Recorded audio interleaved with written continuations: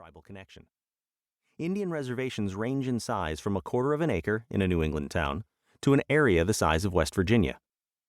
Taken together, the Indian tribes represent the most unusual ethnic group in the United States.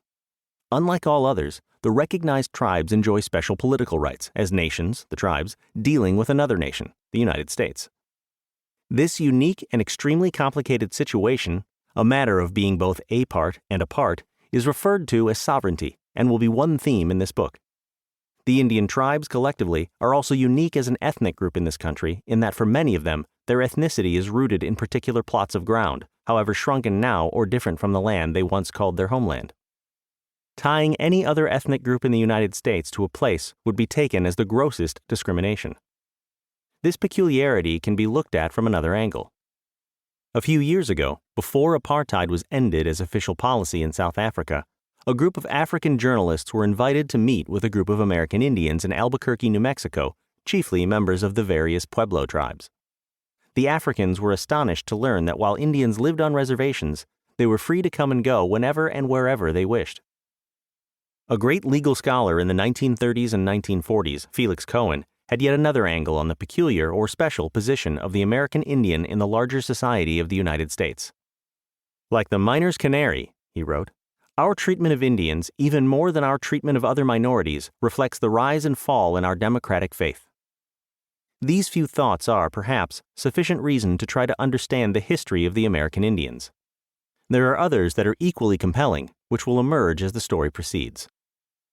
For reasons that might be taken as obvious, since history is generally considered that part of the past for which written documents exist, most histories of the American Indians begin with the arrival in this hemisphere of Columbus. But Indians do not make the same distinction between prehistory and history, and neither does this book. It begins some 17,000 years ago, the earliest date at which we know people were present in North America. Probably they were here earlier. In any event, without the first 16,500 years of at least partially known accomplishment and loss, the last 500 years of loss and accomplishment cannot be seen with anything approaching wholeness. Just as it is impossible to understand what has happened in a chemistry experiment without knowing the initial conditions, so it is unlikely that we will get a true picture of modern Indian history without being aware of what preceded it, life before Columbus. Thus, archaeology plays a major role in the first part of this book. As for Indian history as such, it has been known largely from accounts written by only one side in a long-running conflict.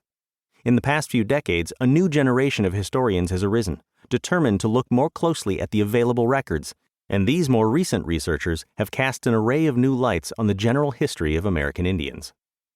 It is part of the purpose of this book to make these new scholarly insights more broadly known.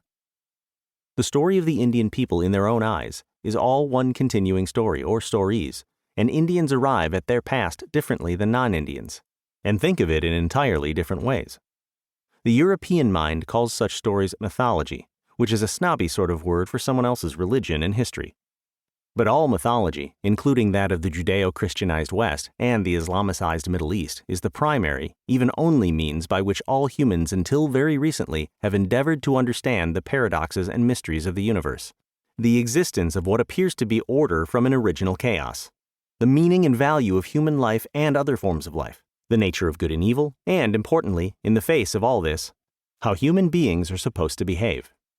Most Indian histories, their own histories, are of this kind. Whether these tales are local metaphors, archetypal human dreams, imaginative versions of actual events, or faithful renditions of real occurrences, is really of no concern to those who do not share them as belief systems. They simply are, just as the events of the past simply are. Historians and archaeologists sift through whatever they can confirm as facts and tend to seek some sort of meaningful pattern in them, chronologies and more complex matters. This is essentially the opposite of the traditional Indian way. Indians' history is a story as well, but story comes first. That is, the meaning of a story is its originating core. The facts follow the meaning. One of the most important things to learn about Indian people, their cultures, and their history is that they too, like all of us with feet of clay and dreams of perfection, are human.